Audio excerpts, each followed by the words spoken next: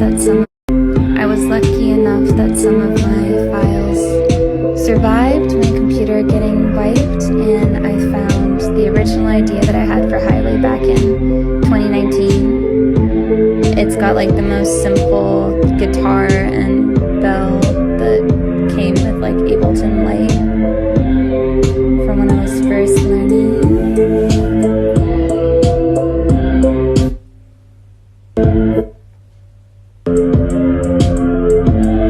Yeah, so that one definitely didn't stick. I didn't have vocals for it because I didn't know what to do with that. I don't know.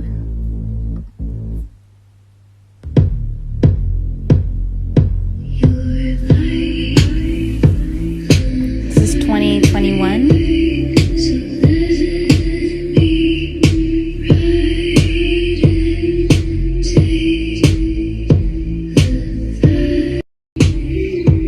So obviously I ditched the bell, and at this point in 2021 I hadn't figured out like the guitar or synth yet, but I still liked the original melody. I just knew that bells were too cringe, and that's how we ended up with this here.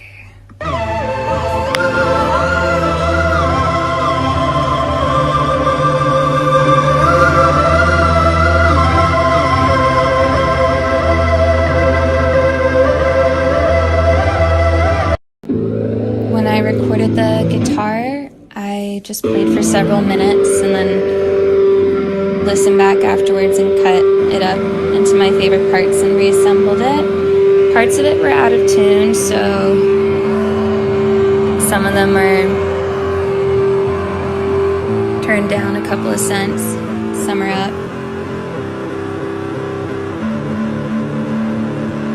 I think that has to do with my finger placement sometimes. I like this moment when it becomes cleaner. A break from the distortion. I was originally trying to play power chords, but I didn't know how, and I don't really use the internet when I'm in music making mode. I just kind of forget that's a thing, and I just like figuring it out myself, and luckily it turned into this instead. This guitar track has already distortion from the beginning from this digital pedal board I was using, and then I just made it a lot sharper so I could make room for the bass that I wanted in there. I wonder what this sounds like. Yeah, no.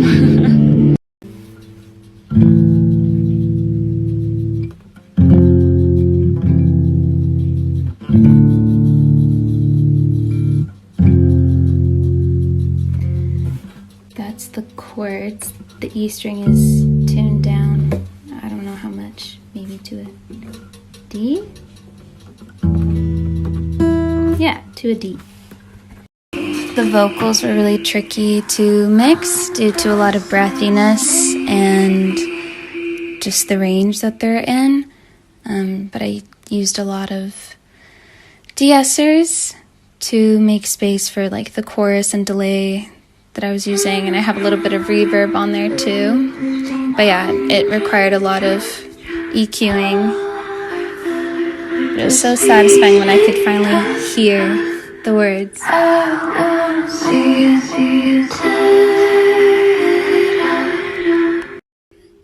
This part here was really fun to put together. I wanted it to sound scratchy without being too predictable, so I ended up using one of these like DJ effect things, and I think it worked nicely.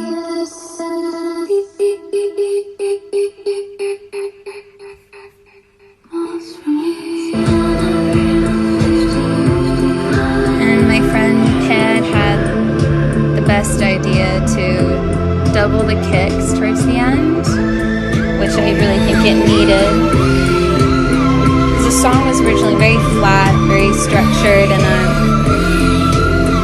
easy way.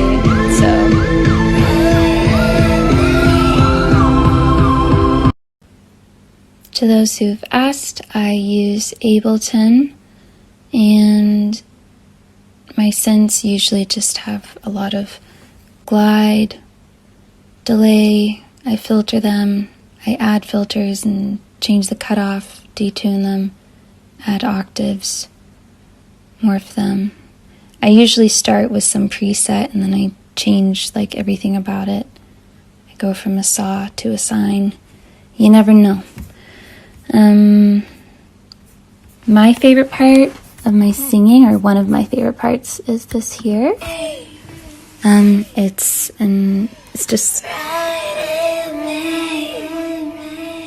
It's definitely a reference to Tori Amos and her song Crucify.